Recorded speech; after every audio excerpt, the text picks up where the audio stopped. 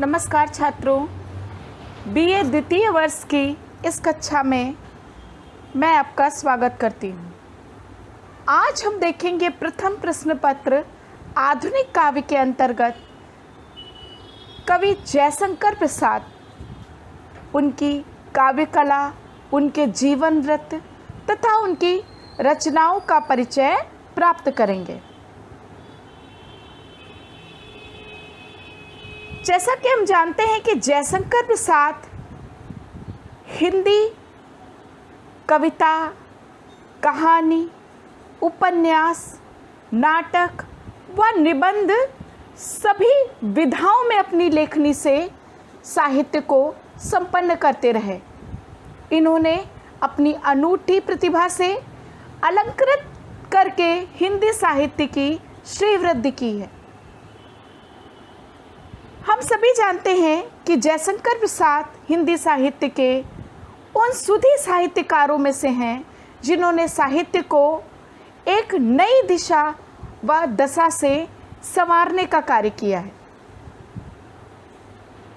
जयशंकर प्रसाद ने कविता के क्षेत्र में अपनी यात्रा का प्रारंभ ब्रज भाषा से किया था तथा ब्रज भाषा में वे कलाधर के उपनाम से साहित्य सर्जना कर रहे थे, परंतु 1907 से उन्होंने खड़ी बोली में भी काव्य सृजन प्रारंभ कर दिया। छायावाद के प्रवर्तक कवि के रूप में वे हिंदी साहित्य में सदा सदा के लिए स्थापित हो गए। सघन वैयक्तिक अनुभूतियों को काव्याभिधान प्रदान करने की दृष्टि से आंसू तथा रामचरितमानस के बाद कामायनी जैसे महानतम महाकाव्य की रचना ने उन्हें हिंदी साहित्य तथा भारतीय साहित्य के एक अप्रतिम रचनाकार के रूप में स्थापित किया है। सन 1909 से ही वे छायावाद के बीच बिंदु वाली रचनाएं सर्जित करने लगे थे। 1912 में रची हुई उनकी पहली छायावादी कविता खोलो द्वार का प्रकाशन इंदु नामक पत्रिका में 1914 में हुआ था। हिंदी कविता को नवीन प्रस्थान बिंदु देने वाले इस कवि ने कविता, कहानी, उपन्यास, नाटक या निबंध इनमें से किसी एक विधा पर ही अगर कार्य किया होता तो भी उनका स्थान सम्मानजनक रूप से साहित्य में सुरक्षित रहता। अर्थात कि इतनी विधाओं पे समान अधिकार से लेखनी चलाने के बाद भी उनका गौरव तनिक भी कम नहीं हुआ, वरन उनका गौरव क्षण प्रतिक्षण अपने महत्व की उद्घोषणा करता रहा। जयशंकर प्रसाद के जीवन वृत्त के बारे में यदि हम देखें तो इनका जन्म सन 1889 ईस्वी को काशी के प्रतिष्ठित सुगनी साहू नामक परिवार में हुआ था। वह परिवार अपने धनाढ्यता के लिए संपूर्ण समाज में प्रसिद्ध था। 500 परिवारों का भरण पोषण उस समय काशी में इस धनाढ्य परिवार के जिम्मे था, परंतु धीरे धीरे इनके परिवार को इनकी दानशीलता के कारण ऋणग्रस्तता ने घेर लिया और अंत में स्थिति इतनी शोचनीय हो गई कि प्रसाद को अपनी विधिवत शिक्षा का त्याग करके स्वाध्याय से घर पर ही शिक्षा की व्यवस्था करने पड़ी। प्रसाद जी की रचनाओं पर यदि हम दृष्टि डालें तो शोकोच्छ्वास सन 1910, चित्राधार सन 1914 पहले ब्रजभाषा में तथा 1928 खड़ी बोली, कानन कुसुम 1914 ब्रजभाषा तथा 1929 में खड़ी बोली में, प्रेम पथिक सन 1914, आंसू जो कि इनका विरह से संबंधित वेदना के अधिक से भरा हुआ एक मुक्तक काव्य है सन 1925 में। झरना का रचना काल 1918, करुणालय का सन 1928, महाराणा का महत्व सन 1928, लहर जिसमें कि प्रकृति से संबंधित सुंदर गीत एवं कविताएं हैं सन 1936, कामायनी जो कि इनकी प्रतिभा का मूल बिंदु है, इनकी श्रेष्ठतम प्रौढ़तम कृति है, उसका रचनाकाल 1935। इनके नाटकों पे यदि हम दृष्टि डालें तो इन्होंने 14 नाटकों की रचना की, जिनमें से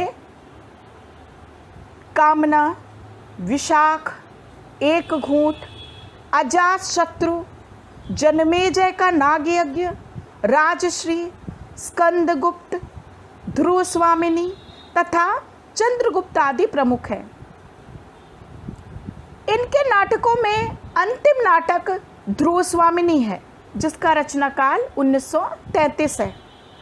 इनके नाटक भारतीय संस्कृति के स्वर्णिम युग अर्थात गुप्त काल और मौर्य काल से संबंधित है तथा इन्होंने अपने नाटकों के माध्यम से भी युवाओं को राष्ट्र प्रेम के प्रति संवेदनशील बनाने का महत् कार्य किया।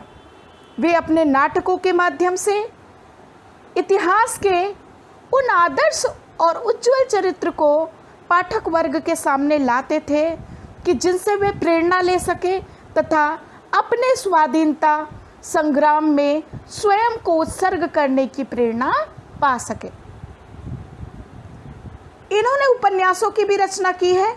इन्होंने 3 उपन्यास लिखे हैं, जिसमें से कंकाल, तितली पूर्ण है तथा इरावती नामक इनका उपन्यास अपूर्ण है।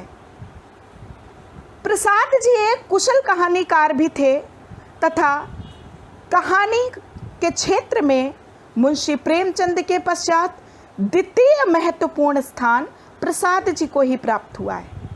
इन्होंने कुल 71 कहानियाँ लिखी, जो कि आकाशदीप, आंधी, प्रतिध्वनि, इंद्रजाल तथा छाया आदि संग्रहों में संकलित है। काव्य कला तथा अन्य निबंध शीर्षक से इन्होंने एक निबंधात्मक कृति का भी प्रणयन किया, परंतु उसका संपादन इनके मरणोपरांत हुआ। चित्राधार नाम की उनकी एक अन्य कृति भी प्रकाशित हुई। इस तरह हम देखते हैं कि विशाल रचना संसार है प्रसाद जी का तथा प्रसाद जी की रचनाएं एक ओर तो छायावाद का उद्घोष करती दिखाई देती हैं कविता के क्षेत्र में, वहीं नाटक और कहानियों के माध्यम से वे युग को अभूतपूर्व संदेश देने का महान संकल्प लेते दिखाई देते हैं। इन्होंने संस्कृति एवं सभ्यता के उन्नयन हेतु महत्वपूर्ण कार्य किया।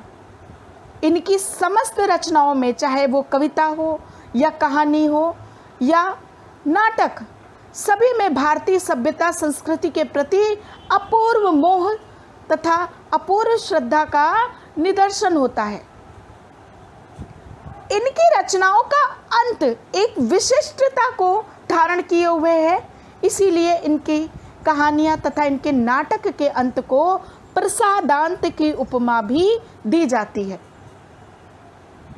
जयशंकर प्रसाद हमारी सभ्यता और संस्कृति के कुशल चितेरे थे और अपने रचना संसार द्वारा इन्होंने भारतीय संस्कृति के गौरव की अधिष्ठापना का महत्वपूर्ण कार्य किया है। प्रसाद जी के काव्य की प्रमुख विशेषताओं पर अब हम दृष्टि डालेंगे। प्रसाद जी छायावाद के प्रवर्तक थे। इन्होंने छायावाद को महत्व दिलाने हेतु महत्वपूर्ण योगदान दिया। इनके काव्य में वे सभी प्रवृत्तियां, सभी विशेषताएं दिखाई देती हैं जो छायावाद की भी प्रमुख प्रवृत्तियां हैं।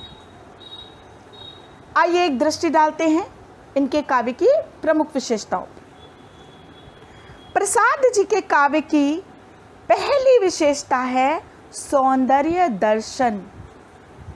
प्रसाद जी छायावादी कवि थे और छायावादी कवि की मूल भावना ही सौंदर्य के दर्शन को संसार के सम्मुख प्रदर्शित करने की रही है। प्रसाद जी की कविताओं में सौंदर्य के सुंदर चित्र बिखरे पड़े हैं। कामायनी में श्रद्धा के सौंदर्य का वर्णन करते हुए वे कहते हैं, नील परिधान बीच सुकुमार, खिल रहा मृदुल अध खुला अंग, खिला हो जो बिजली का फूल, मेघ बन बीच गुलाबी रंग। कितनी सुंदर उपमा है। नायिका के सौंदर्य की तुलना बिजली के फूल से की जा रही है और साम्य करते वक्त प्रसाद जी रंग संयोजन पर भी ध्यान दे रहे हैं। आकाश का रंग नील, श्रद्धा के परिधान का रंग नील, आकाश में चमकने वाली बिजली की छटा गुलाबी रंग के प्रकाश से सम्मत, इधर श्रद्धा के अध खुले अंगों की छटा भी गुलाबी रंग के आलोक से भरी पड़ी है। तो सौंदर्य दर्शन प्रसाद के काव्य की प्रमुख विशेषता थी। दूसरी विशेषता है स्वानुभूत सुख दुख का चित्रण। यह तो वह विशेषता थी जिसके कारण छायावादी कविता को आकार मिला कि कवि का अनुभूति पक्ष जो दब रहा था द्विवेदी जी की उपदेशात्मकता के कारण, उसको सामने लाने के लिए, उसको प्रकट करने के लिए ही छायावादी शैली का प्रणयन हुआ था। तो स्वानुभूत सुख दुख का चित्रण। प्रसाद अपनी भावनाओं को खुलकर व्यक्त करते हैं, जब वे प्रसन्न होते हैं तो भी और जब वो दुखी होते हैं तो भी।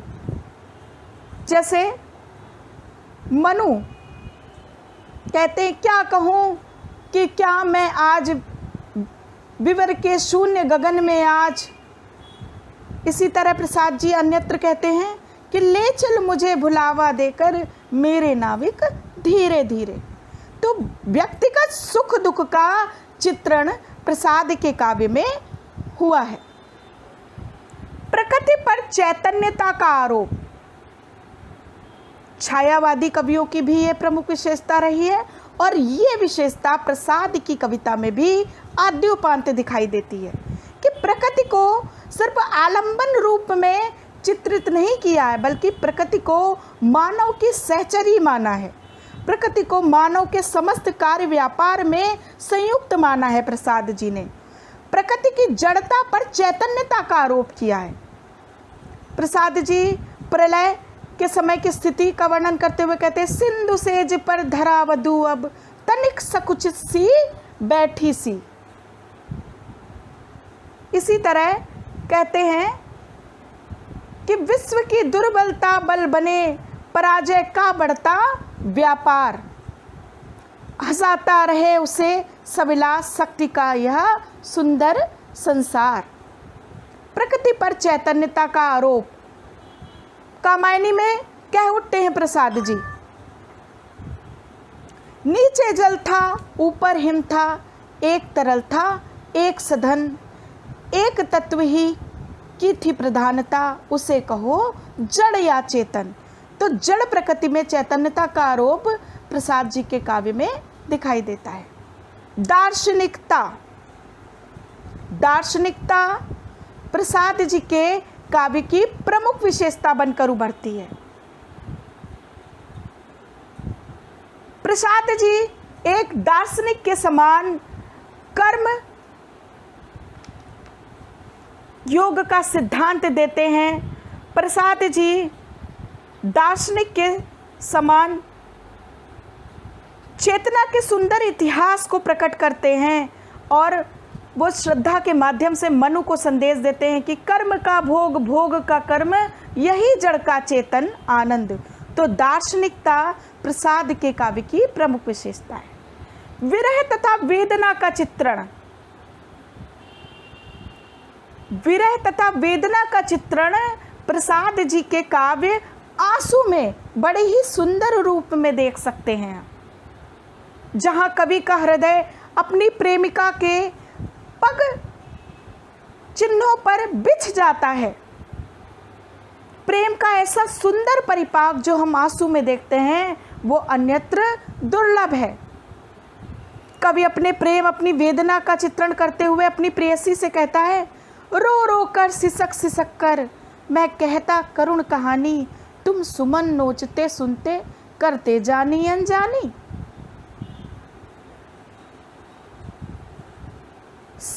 इनके काव्य की अन्य विशेषता है संस्कृति एवं राष्ट्र के प्रति अपूर्व प्रेम।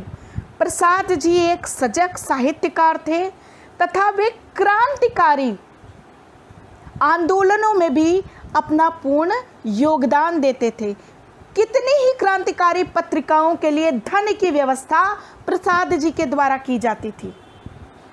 संस्कृति एवं राष्ट्र के उज्जवल पक्ष को सामने लाने का एक अवसर भी वो छोड़ना नहीं चाहते थे।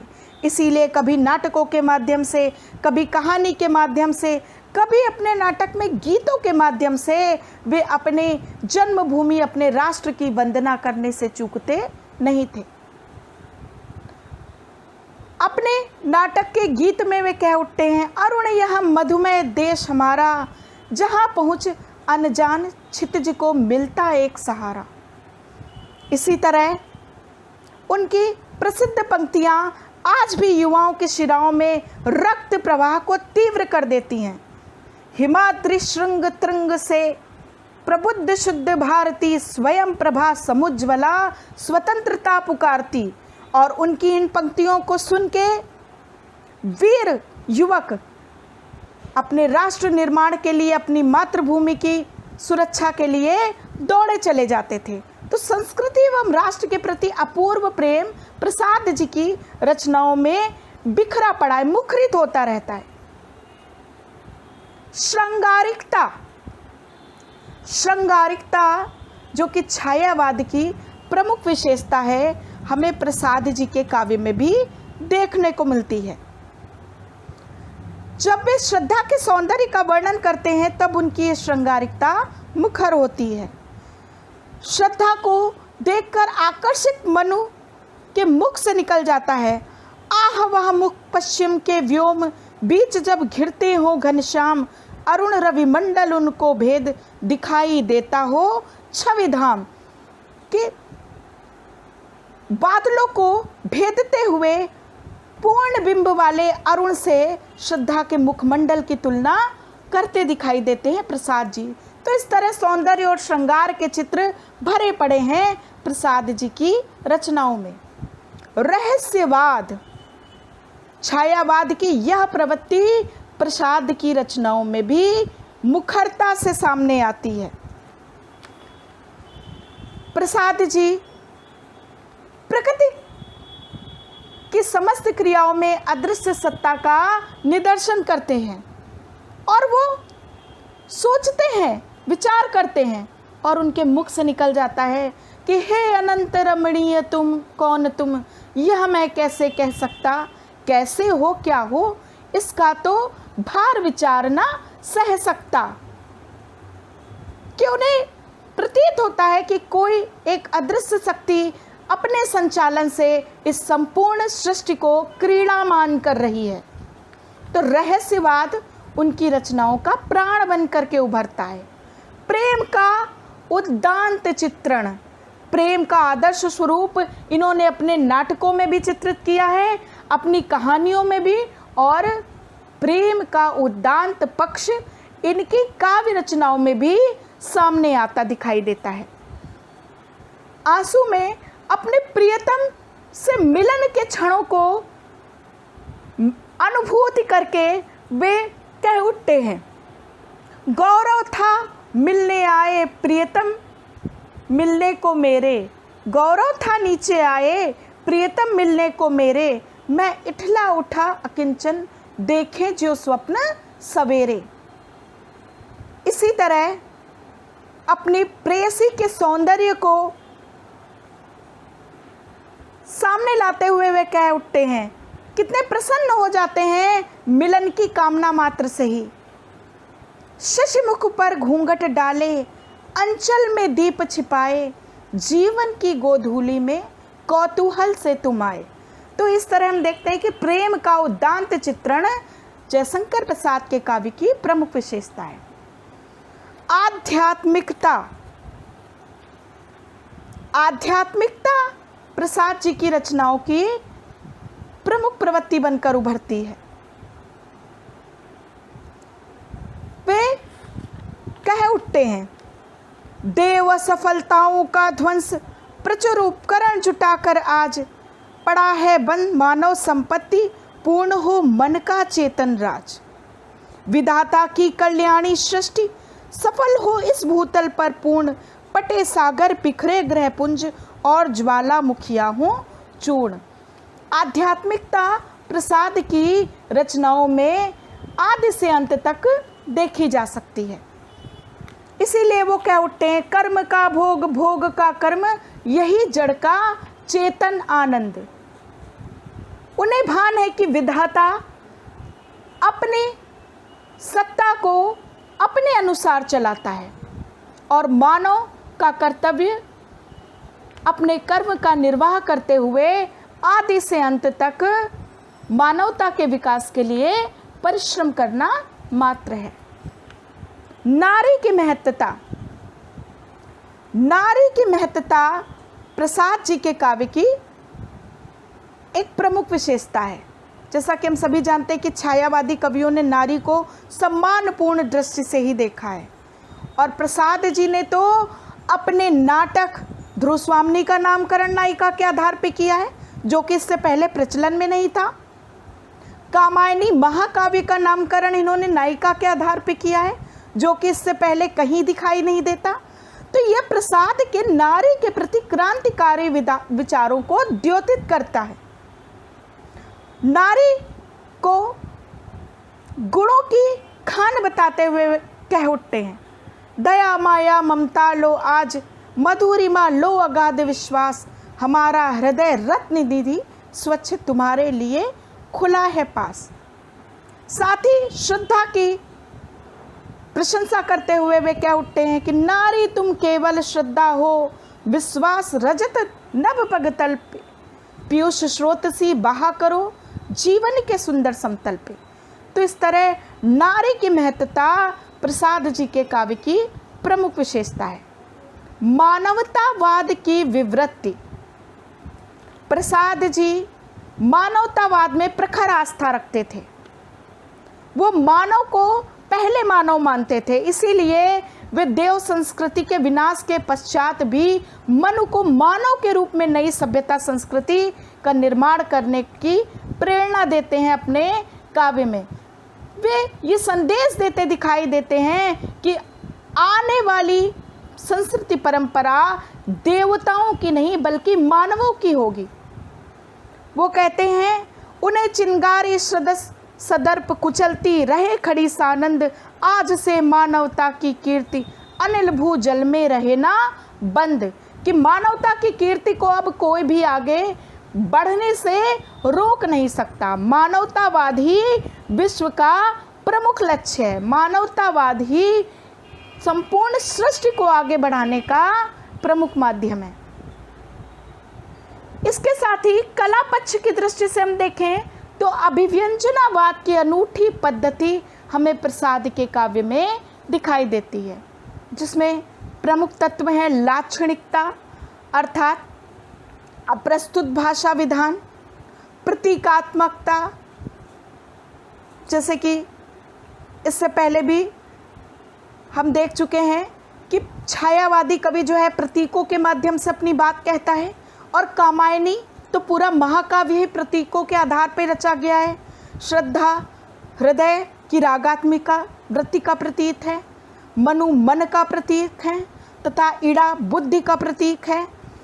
इसी तरह प्रतीकात्मक भाव में जब वे सुख और दुख के विषय में मानव को सीख देते हैं, तब भी कह उठते हैं कि दुख की पिछली रजनी बीच विकसता सुख का नवल प्रभात, एक पर्दा है झीना आ छिपाए है सुख जिसमें गात।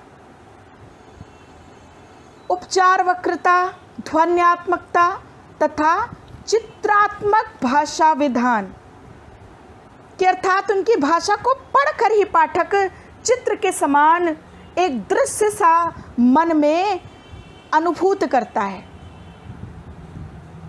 तो ये थी प्रसाद जी के काव्य की प्रमुख विशेषताएं। भाषा शैली पर यदि बात करें तो शुद्ध, सुसंस्कृत, परिमार्जित, परिनिष्ठित खड़ी बोली का प्रयोग किया है प्रसाद जी ने। योगदान, अब हम देखते हैं कि प्रसाद जी का साहित्य के क्षेत्र में योगदान क्या है। हिंदी साहित्य को कामायनी जैसा महाकाव्य, अनूठी गीत सृष्टि आंसू के माध्यम से, और नाटक व कथा साहित्य ही नहीं वरन अनेक दृष्टियों से प्रसाद का साहित्य को अप्रतिम योगदान दिया गया है। भाव व्यंजक प्रसाद एवं संस्कृत निष्ठ सुसंस्कृत खड़ी बोली के सर्वप्रथम प्रवाहमय प्रयोग का श्रेय प्रसाद को ही जाता है। त्रिवेदी युग में रची गई राष्ट्रीय कविताओं से भिन्न, पृथक, मानवीय भावों पर बल देने वाली राष्ट्रीय भावना संपन्न कविताएं लिखकर उन्होंने अपना पृथक स्थान बनाया। यानी राष्ट्रीय भावना से संपन्न कविताएं लिखी, परंतु उसमें भावनात्मकता भरी हुई थी, शुष्कता नहीं थी। प्रकृति चित्रण की दृष्टि से उन्होंने हिंदी को वह सब कुछ और उसके आगे का दिया जिसके लिए महाकवि कालिदास प्रसिद्ध हैं। अर्थात प्रकृति चित्रण की दृष्टि से हम जयशंकर प्रसाद की तुलना कालिदास से कर सकते हैं। मानवता और नारी चेतना इनके साहित्य का केंद्रीय भाव है। इनके साहित्य का उद्देश्य विश्व मंगल की कामना रहा है। आंसू जैसे विरहात्मक काव्य में भी वे लोक मंगल का संदेश देकर अपने लक्ष्य से भटके नहीं हैं। वे अपने आंसू को विश्व सदन में बरसा देना चाहते हैं। राष्ट्रीय सांस्कृतिक गौरव से संपन्न उनका काव्य भाषा शैली, छंद और शब्द संपदा की दृष्टि से हिंदी का समृद्धतम काव्य है, और उनकी कृति कामायनी को तो युगांतकारी कृति के रूप में स्वीकार किया गया है। यह कृति दर्शन, मनोविज्ञान, समाजशास्त्र तथा सांस्कृतिक सभी दृष्टियों से कालजयी महत्व की रचना सिद्ध हो चुकी है। तो इस प्रकार हम देखते हैं कि छायावाद के प्रवर्तक के रूप में ही नहीं, अपितु सुधी कथाकार, सांस्कृतिक नाटककार तथा भावमय कवि के रूप में प्रसाद जी हमारे चेतना को सदैव मार्गदर्शन देते रहेंगे। हमें युगों युगों तक उनके काव्य से